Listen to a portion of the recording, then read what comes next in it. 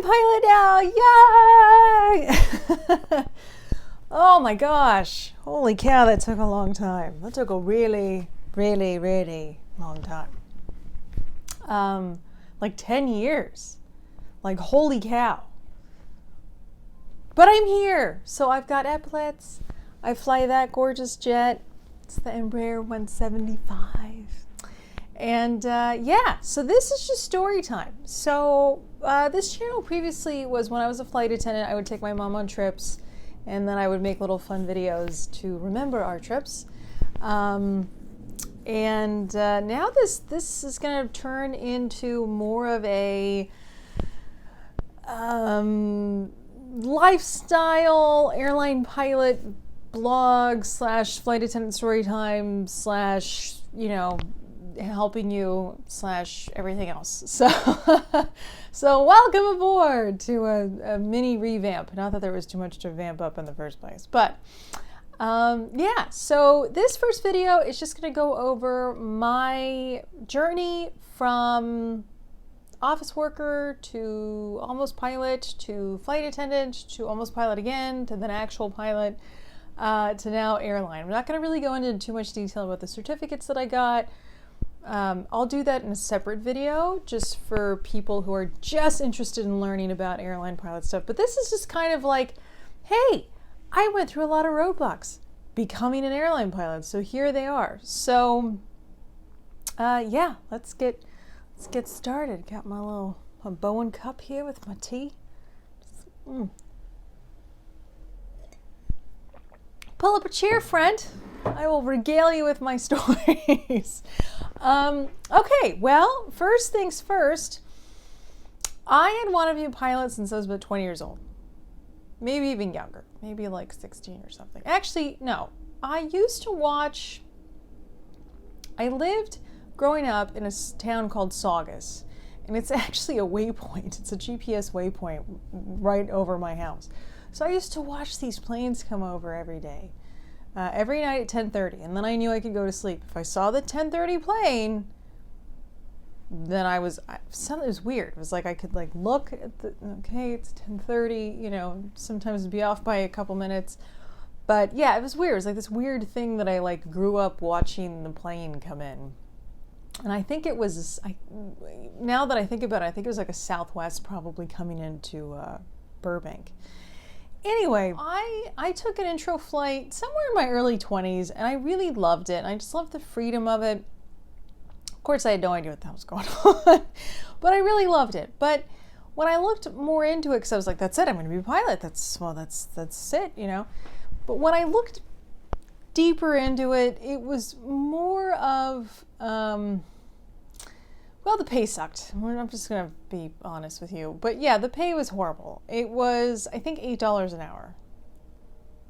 So financially, I was like, spend $100,000 to get licenses and then go make $8 an hour.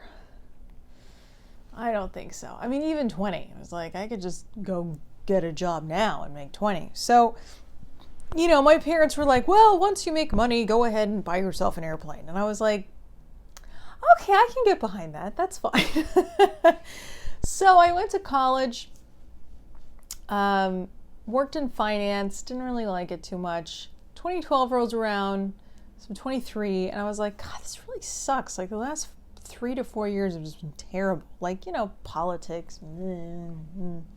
So I thought, well, let me see. Let me just go and just see what my options are. And I really had a desire to serve in the military. My uncle had served previously, and he's actually the reason why my mother's even in this country, is because of him. Because after a certain amount of years, you can send papers and bring your family over. So I kind of always had this underlying desire. And I looked up and I saw that the Marine Corps, you could actually test in and just get a pilot slot. And I was like, oh my God, this is amazing. Like, of course, why would I? Yeah. Because the Air Force, you don't really have that ability. And then Army I saw was more for helos and stuff rather than fixed wing. So I was like, well, that's it. So I studied, I went to MEPS, I took all the exams that I had to. I scored in like the top 97th percentile. I quit my job. I was like, I'm going to the Marines. I'm going to become an officer. I'm going to be a pilot.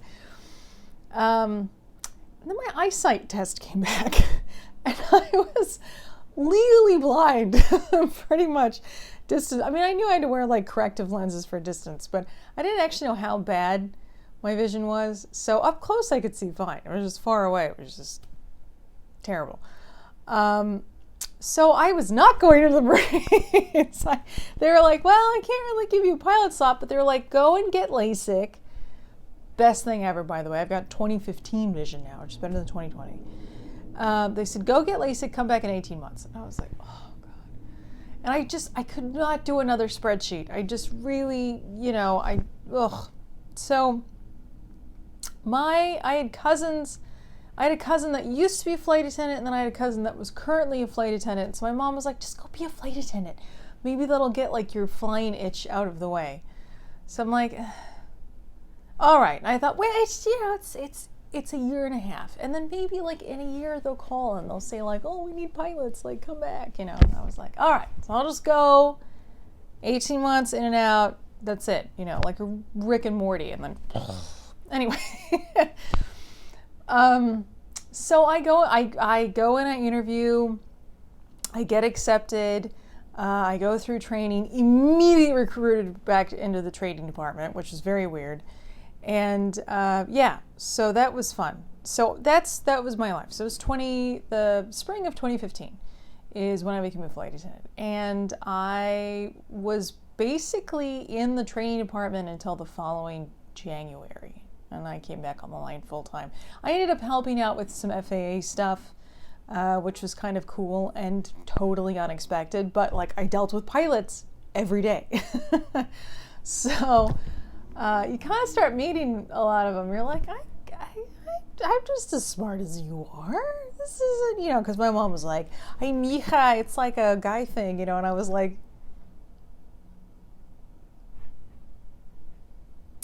but, I just thought, well, let me just go fly. So I flew. And a little sort of quick thing about how the airlines work. Airlines have bases, and trips start and end at this base, but they might last a couple of days. So I would have commuters. So I'd have people that would live outside of base. So they lived in Reno, but they were based in LA. And so they would fly on my flight to go and start work, if that makes sense. Like their office was LAX. That's where they always started and ended. So I would tell my story to some of the nicer commuters, and then this one guy was like, well, just rush bases. Like, what are you doing? You just rush a base. And I was like, what? And he's like, yeah, the National Guard, the Air Force, go rush bases. Just do it that way. You don't have to wait 18 months, just go now. And I was like, oh my God, what?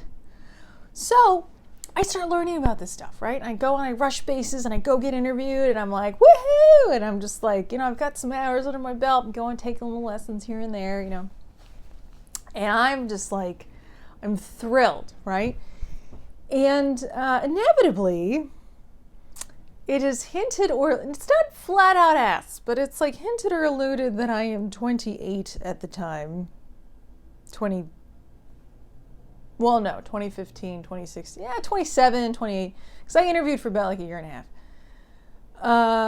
So, you're late 20s, and you are not married. And you do not have a baby. So obviously you are of baby bearing age. So what's wrong with you? Actually, no, that's not what they said. They just basically alluded to, how do we know you're not just going to come in and snag a guy and then go have a baby and then we're not going to have a pilot? Yeah, kind of sucked. And and it was because I want to fly. If I wanted to have a baby, I wouldn't be here right now. And they're like, well, this other women tell us the same thing. And I was like, oh, God. But I get it, because a lot of these units were like, well, the one lady that we hired, last year fell in love with some guy in pilot training and then she left us. And it's like, it's not nice to ask, but I get it. But I'm sorry. And so that's pretty much, I was like, oh gosh, I guess I just have to bite the bullet. I gotta go do it the old fashioned way because this isn't working out.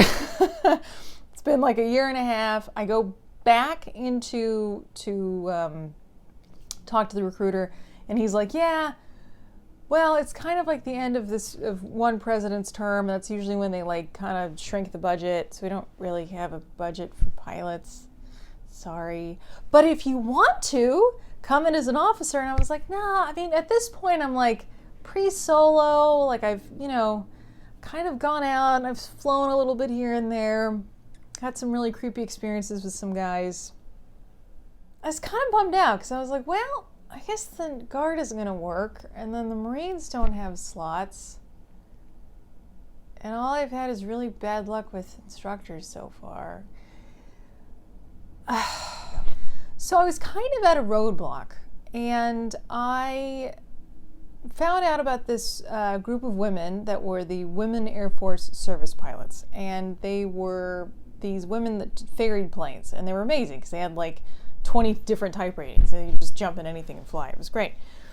So one of them became my pen pal, and I kind of had these like creepy guy instructor things going on, and so I would tell her these stories about like what these guys would tell me, and she was like, get yourself another instructor. Like, I didn't have to put up with that in the 40s, you shouldn't have to put up with that now. And so she kind of like got a little fire under my butt, and through Facebook groups and talking with different people and the ability to be a flight attendant and jump seat to different states, I could actually go and find cheaper flight training.